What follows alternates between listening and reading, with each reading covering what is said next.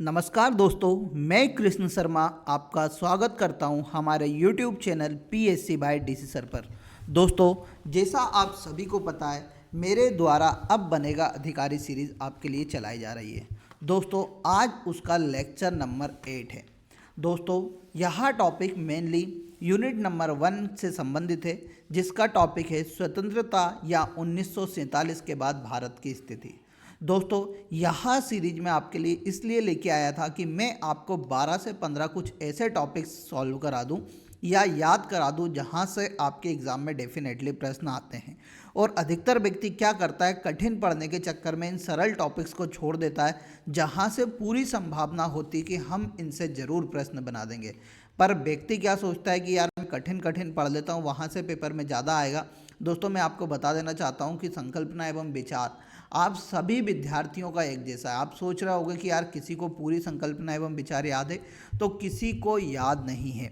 परंतु स्वतंत्रता या 1947 से बाद की स्थिति जो भारत की बनी, वहाँ से डेफिनेटली प्रश्न आते हैं। और यहाँ से ऐसे प्रश्न आते हैं कि क्योंकि यह टॉपिक्स व्यक्ति छोड़ देता है कि इन टॉपिक से तो अब प्रश्न आने नहीं हैं, तो व्यक्ति इन टॉपिक को अच्छे से नहीं पढ़ता है और जैसे ही प्रश्न आता है तो आप सभी गलत करके आ जाते हैं। तो आज हम उसी के ऊपर प्रॉपर पढ़ने वाले हैं। इसकी पीडीएफ का भी आपको प्राप्त करनी है तो आप हमारे Telegram channel PSC by DC sir को ज्वाइन कर लीजिए। वहाँ पर मैं आपको सब पीडीएफ प्रोवाइड करा रहा हूँ, तो पीडीएफ की भी आपको टेंशन लेने की ज़रूरत नहीं है। तो देखिए, स्वतंत्रता प्राप्ति के पश्चात क्या क्या भारत में मेनली हमें देखने को मिलता है कि कैसे रियासतों का एकीकरण होता है, क्या प्रमुख युद्ध हुए, उन सभी के बारे में इस लेक्चर में हम पढ़ेंगे। तो देखिए, सबसे पहला टॉपिक है इसका देसी रियासतों का एकीकरण। तो दोस्तों, 1947 में जब भारत आज़ाद होने वाला था, उस दौरान भारत में लगभग 550 रियासतें हुआ करती थी। लगभग कितनी? 550 रियासतें हुआ करती थी। 3 जून 1947 के दिन माउंटबेटन प्लान आता है, जिसे डिक्री प्लान के नाम से भी जाना जाता है, और यह भारतीय स्वतंत्रता अधिनियम 1947 के तहत लाया जाता है। और इसके तहत मेनली जो रियासतें होती हैं उन्हें 3 विकल्प दिए जाते हैं या 3 ऑप्शन दिए जाते हैं। कि उनको पहला ऑप्शन दिया जाता है, या तो आप देसी जो रियासतें हैं वहाँ मुख्य रूप से स्वतंत्र रहें, यानी जो राज्य रजवाड़े हैं वहाँ या तो स्वतंत्र रह जाते हैं। जैसे मान लो हमारे भोपाल एक रियासत थी, तो भोपाल को एक ऑप्शन दे दिया कि भैया तुम खुद का एक अपना देश बना लो, तो उनको एक मेनली क्या ऑप्शन दिया कि आप स्वतंत्र रहें। दूसरा उन्हें ऑप्शन दिया कि आप भैया भारत का हिस्सा बन जाएं और भारत की एकजुटता में आज आप साथ दे सकते हैं। तीसरा ऑप्शन देता है कि भैया पाकिस्तान का बंटवारा भी होना था माउंटबेटन प्लान के तहत, तो पाकिस्तान का भी आप हिस्सा बन सकते हैं। तो देशी रियासतों के पास मुख्य रूप से यह 3 विकल्प होते हैं। तीनों विकल्प में से उन्हें एक विकल्प चुनना होता है। तो देखिए, भारत की अनेक रियासतें जो होती हैं वह सीधे भारत में मिल जाती हैं, परंतु अनेक रियासतें मेनली मना करती कि हम भैया स्वतंत्र रहना चाहते हैं, हमारी मेनली दखल अंदाजी हमारे परिवार में ज़्यादा हो जाएगी या हमारी रियासत में ज़्यादा हो जाएगी।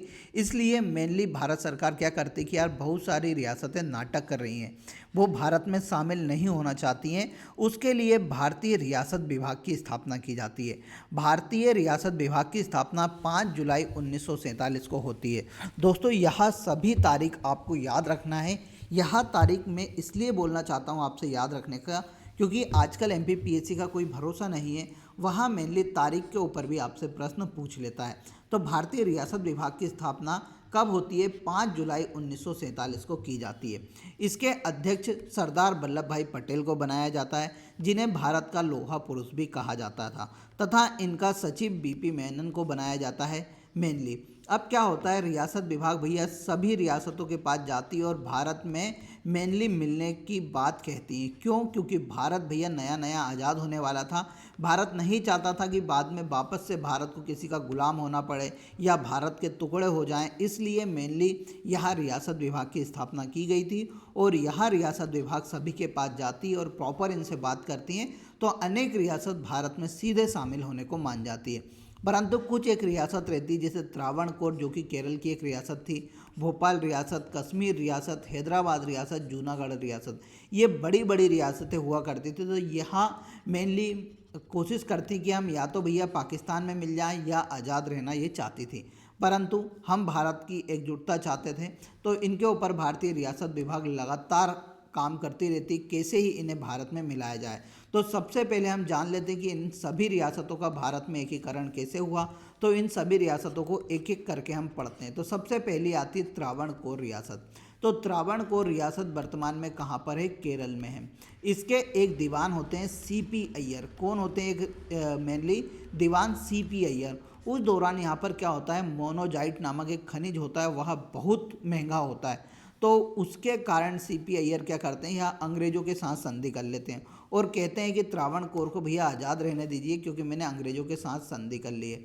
परंतु अब इनसे बात करती है भैया रियासत विभाग, इनको समझाती है कि भैया यह भारत में ही आएगा, आपको कुछ हम विभाग दे देंगे जिसको आपको कमान मिल जाएगी। तो ऐसी सीपी अय्यर से बात करते हैं, जिसके बाद सीपी अय्यर 30 जुलाई 1947 को त्रावणकोर को भारत में शामिल करने की मंजूरी प्रदान कर देते हैं। फिर देखिए कश्मीर रियासत की बात करते हैं। तो कश्मीर रियासत वर्तमान में जो हमारा जम्मू कश्मीर क्षेत्र था वहाँ पर हुआ करती थी। उसके प्रमुख कौन थे? हरि सिंह होते थे। हरि सिंह ने बोला कि भैया हम तो आज़ाद रहना चाहते हैं, ना ही हम पाकिस्तान में शामिल होना चाहते हैं, ना ही हिंदुस्तान में शामिल होना चाहते हैं। तो कैसे ही करके यहाँ के नवाब हरि सिंह को मनाया जाता है और अक्टूबर 1947 को कश्मीर रियासत को भारत में शामिल कर लिया जाता है। फिर देखिए ये विलय पत्र पे इनसे क्या करा लेते हैं, मेनली जो हमारे भारत के सरदार वल्लभ भाई पटेल होते हैं, जो रियासत विभाग के प्रमुख होते हैं, वह विलय पत्र पे हस्ताक्षर करा के कश्मीर रियासत को भारत का हिस्सा बना लेते हैं। फिर आती है जूनागढ़ रियासत। यह वर्तमान में गुजरात राज्य में थी। तो यहाँ क्या होती है जूनागढ़ रियासत? यहाँ के जो नवाब थे वह बावी वंश के नवाब हुआ करते थे, महावत खान तृतीय। महावत खान तृतीय क्या बोलते हैं, नहीं भैया मुझे तो पाकिस्तान में शामिल होना है, परंतु यहाँ की जनता अड़ जाती है और इस जनता के कहने पर जनमत संग्रह होता है और जनमत संग्रह के आधार पर फरवरी 1948 को जूनागढ़ रियासत भारत का भाग बन जाती है। फिर देखिए अगली रियासत है हैदराबाद रियासत, जो कि वर्तमान में तेलंगाना में पड़ती है। इनके निज़ाम होते थे यहाँ पर मीर उस्मान अली। मीर उस्मान अली बोलता है कि हम भैया पाकिस्तान में शामिल होना चाहते हैं। अब पाकिस्तान कभी यहाँ शामिल हो जाता, तो आज आप सभी को पता है कि हैदराबाद की यहाँ पर लोकेशन है, कभी यहाँ पर पाकिस्तान में शामिल हो जाता तो भारत के एकीकरण में कितना आज हमें बदलाव देखने को मिल सकता था, या हम पे लगातार युद्ध होते रहते। परंतु कैसे ही करके भारत सरकार ऑपरेशन पोलो यहाँ पर चलाती है और ऑपरेशन पोलो के तहत सितंबर 1948 में हैदराबाद रियासत को भारत का हिस्सा बनाया जाता है। इंपॉर्टेंट है, बहुत बार पूछा गया है, हैदराबाद रियासत को मिलाने के लिए कौन सा ऑपरेशन चलाया गया था। फिर देखिए भोपाल रियासत की बात करते हैं। तो भोपाल रियासत उस समय मध्य प्रदेश में हुआ करती थी और भोपाल रियासत के जो नवाब थे हामिदुल्ला खां, वह चाहते थे कि हम पाकिस्तान का हिस्सा बन जाए, और पाकिस्तान का हिस्सा न बनते हुए इन्होंने एक बार सोच लिया कि हम स्वतंत्र हो जाते हैं और यहाँ पर एक व्यक्ति को प्रधानमंत्री भी यहाँ घोषित कर देते हैं। परंतु बाद में इनको समझाया जाता है हामिदुल्ला खां को, जिसके बाद 1 जून 1949 को यहाँ क्या होता है, इसका विलय भारत में हो जाता है। तो ये सभी कुछ प्रमुख रियासतें थी जिनका भारत में विलय किया गया स्वतंत्रता के बाद। अब देखिए एक होता था प्रीवी पर्स। अब देखो प्रीवी पर्स की यहाँ पर कहानी एक और मैं बता देता हूँ। तो प्रीवी पर्स क्या था, एक प्रकार का भत्ता हुआ करता था। जब एकीकरण हुआ भारत में तो इन सभी रियासतों से कहा गया कि हम तुम्हें एक प्रकार की पेंशन प्रदान करेंगे जिससे आप अपने रियासत का संचालन अच्छे से कर सको। तो यह प्रीवी पर्स प्रारंभ में देना स्टार्ट किया। सर्वाधिक प्रीवी पर्स मैसूर रियासत को दिया जाता था, लगभग 26 लाख रुपए, और सबसे कम कनौदिया रियासत को लगभग 192 रुपये प्रदान किए जाते थे। अब प्रीवी पर्स भैया लगातार भारत के ऊपर बोझ बना जा रहा था, हर साल बजट में इसके लिए पैसा देना पड़ता था। तो जब हमारी प्रधानमंत्री इंदिरा गांधी बनती है तो इंदिरा गांधी बोलती हैं कि भैया लगातार ये प्रीवी पर्स देने के कारण ये राजे रजवाड़े लगातार अपनी भूमिका को अहम बनाते जा रहे हैं और इनके कारण भारत में हमें एक प्रकार का आर्थिक बोझ देखने को मिलता है। हम वैसे ही लगातार गरीब होते जा रहे हैं, गरीब जनसंख्या हमारे यहाँ ज़्यादा बढ़ती जा रही है। तो इंदिरा गांधी 26वां संविधान संशोधन करती है 1971 में। कौन सा? 26वां संविधान संशोधन 1971 में करती है, जिसके तहत प्रीवी पर्स को समाप्त कर दिया जाता है। याद रखना इम्पोर्टेंट है, यहाँ पूछा गया है किस संविधान संशोधन द्वारा प्रीवी पर्स को समाप्त किया गया था। तो इसको याद रखना, 26वें संविधान संशोधन 1971 द्वारा प्रीवी पर्स को क्या किया गया था, समाप्त किया गया था, याद रखना। फिर देखिए स्वतंत्रता के बाद पुनर्गठन की बात करते हैं। अब पुनर्गठन की बात मैंने आपको बता दी कि देखिए सभी रियासतें भारत में मिल गई। भारत में मिली। अब भारत का क्या होगा, पुनर्गठन नहीं सॉरी गठन होगा।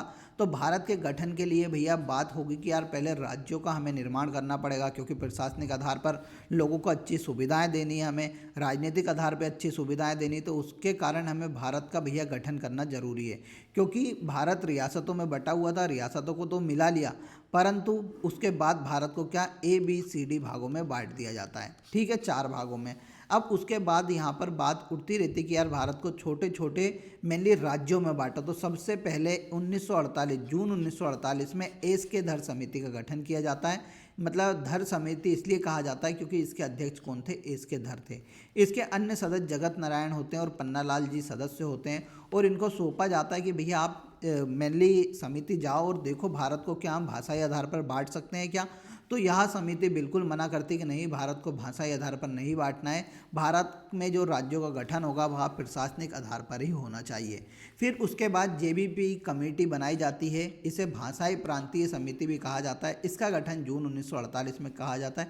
इसके सदस्य जो होते हैं वह जवाहरलाल नेहरू, पट्टाभी सीतारामैया और सरदार वल्लभ भाई पटेल होते हैं। इनको भी यही काम सौंपा जाता है कि भैया जो एसके धर ने जो हमें रिपोर्ट दी 1948 में, उसकी आप समीक्षा करो और देखो क्या भारत में राज्यों का गठन हम भाषाई आधार पे कर सकते हैं या नहीं कर सकते। तो ये अप्रैल 1949 में अपनी रिपोर्ट सौंपती है और यह बोलती है कि भारत को भैया भाषाई आधार पर ना बांटते हो, प्रशासनिक आधार पर बांट दो। इन्हीं के कहने पर 1950 में भारत को ABCD भागों में बांटा जाता है। किसमें, ABCD भागों में बांटा जाता है।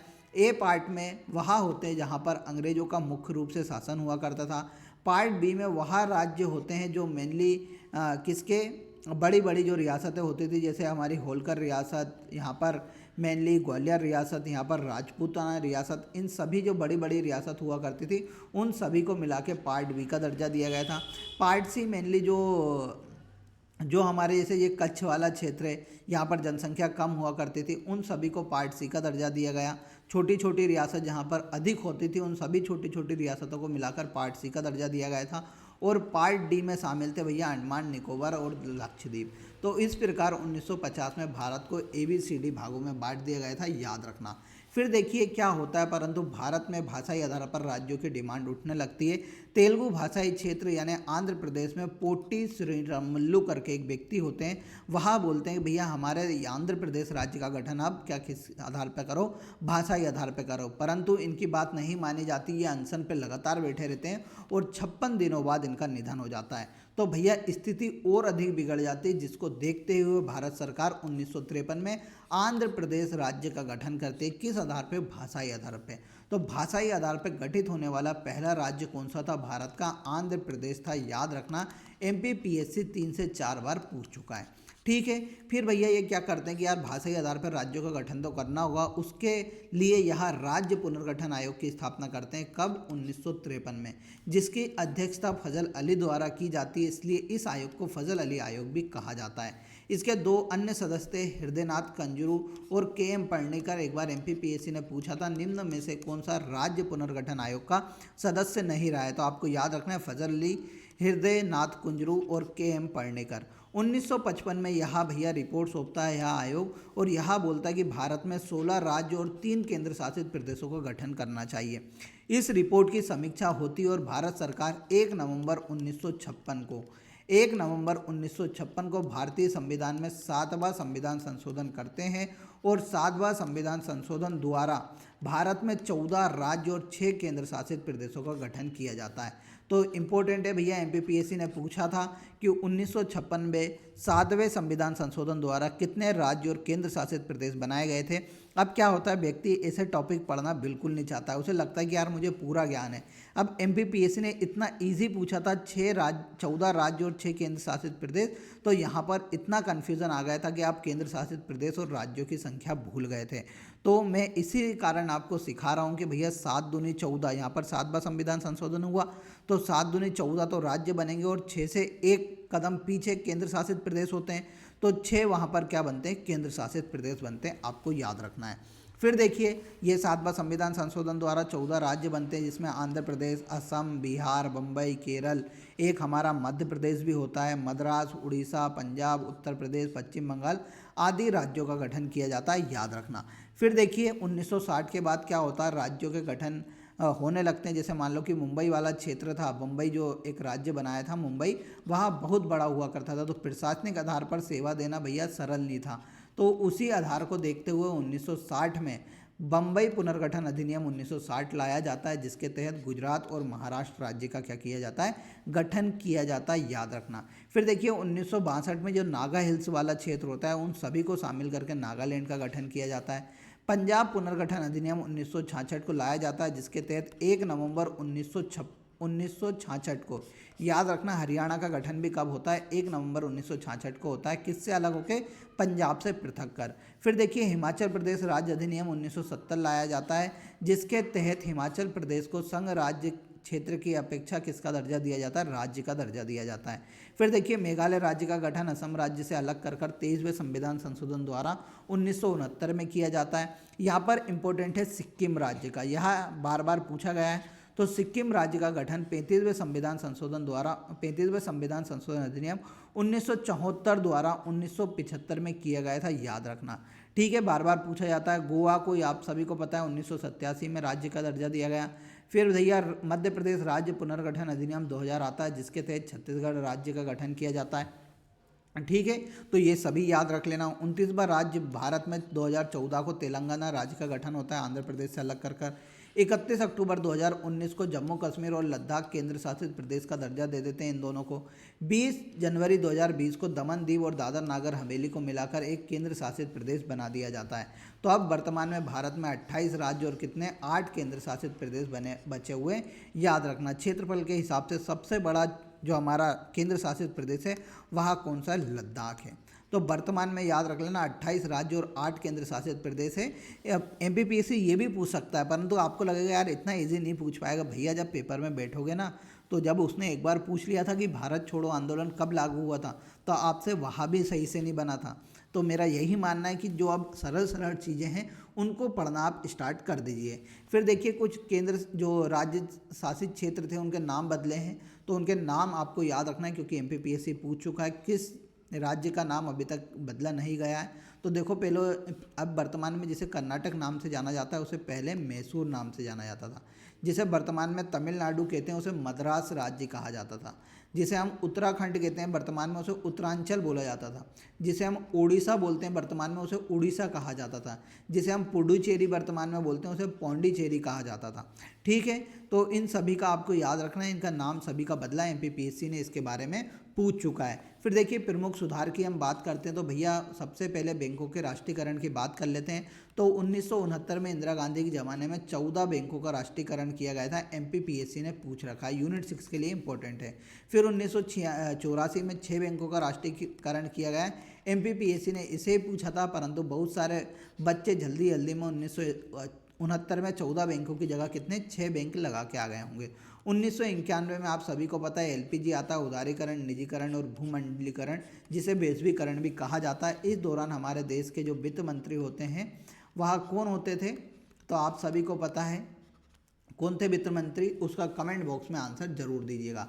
फिर देखिए 1947 के बाद कौन कौन से युद्ध हुए, तो 1961 में पहला युद्ध हुआ था भारत और चीन में, जब भारत के प्रधानमंत्री जवाहरलाल नेहरू थे, याद रखना। ठीक है, फिर हिंदी चीनी भाई भाई का नारा दिया गया था। 1965 में भारत और पाकिस्तान का युद्ध होता है। इस दौरान भारत के प्रधानमंत्री कौन थे, तो लाल बहादुर शास्त्री थे, याद रखना। 1971 में भारत पाकिस्तान का युद्ध होता है, जिसके तहत हम किसका, बांग्लादेश का फॉर्मेशन होता है, हमारे बेटे का, भारत के बेटे का बांग्लादेश का फॉर्मेशन होता है। और इस दौरान भारत की प्रधानमंत्री कौन होती है, इंदिरा गांधी इस दौरान प्रधानमंत्री होती है। फिर देखिए भारत ने अनेक परमाणु परीक्षण किए, तो पहला परमाणु परीक्षण 18 मई 1974 को किया था, पोखरण, जो कि वर्तमान में राजस्थान में। इस ऑपरेशन का नाम था स्माइलिंग बुद्धा। जिसके बाद 11 मई और 13 मई 1998 को दो और परमाणु परीक्षण किए गए थे। उस दौरान हमारे प्रधानमंत्री अटल बिहारी वाजपेयी थे पोखरण में ही, और पहले वाला जो परमाणु परीक्षण किया था उस दौरान भारत की प्रधानमंत्री इंदिरा गांधी हुआ करते थे। फिर देखिए ऑपरेशन मेघदूत चलाया गया सियाचिन भाग को आज़ाद कराने के लिए 13 अप्रैल 1984 को। तो दोस्तों यही सभी कुछ सुधार हैं जो कि स्वतंत्रता के बाद भारत में देखे गए, और यहीं से आपके पेपर में ज़रूर प्रश्न बनने वाले हैं। आज का आपको कमेंट बॉक्स में आंसर देकर जाना है कि 1 जून उन 50 को जब भोपाल रियासत का भारत में विलय हुआ, उस दौरान भोपाल रियासत के नवाब कौन थे? इसका आंसर कमेंट बॉक्स में देना है। कैसी आपको यह सीरीज लग रही है उसके बारे में भी कमेंट बॉक्स में ज़रूर बताइएगा। इसी प्रकार मेरा मोटिवेशन बढ़ाइए, कभी मोटिवेशन आएगा तो मैं और अच्छे अच्छे लेक्चर आपके लिए लेके आऊँगा। मिलेंगे अगले लेक्चर में, तब तक के लिए जय हिंद जय भारत।